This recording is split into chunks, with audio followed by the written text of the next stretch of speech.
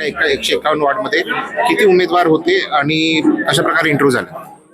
आज 3 मतदारसंघांच्या मुलाखती होत्या आणि सर्व प्रभागांमध्ये जवळपास 20-20, 10-10 असे उमेदवार आहे आणि त्या उमेदवारांना एकत्रित करून त्यांच्याकडनंच आम्ही 4 नावांची मागणी केली आहे आणि पहिला प्रिफरन्स आम्ही उमेदवारांना दिला की तुम्हाला सगळ्यांना निवडणूक लढवायची आहे, तुम्ही सर्व एकत्रित होऊन 4 उमेदवार डिसाईड करा. सगळ्यांना माहिती आहे 4च जागा मिळणार आहे.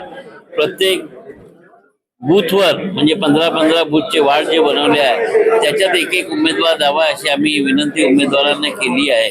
उमेदवारांकडनं आम्ही अपेक्षा करतो की ते 4-4 नावं देतील. नाही दिली तर पार्लमेंटरी बोर्ड 4 नावं त्यांना देऊन प्रचाराच्या कामी लावेल.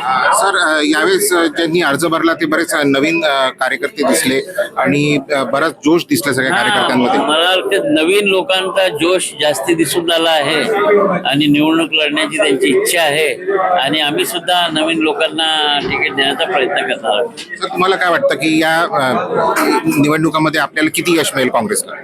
हे पहा, यश अपयशाची आम्ही चिंता करत नाही. नागपूर हे काँग्रेसचं आहे, काँग्रेस विचारधारेचं आहे. 2014 पासून जरी भाजपाची इथे सत्ता असली देशात, राज्यात, खालच्या स्थानिक स्तरी काँग्रेसचं मताधिक्य हे वाढत गेलं आहे.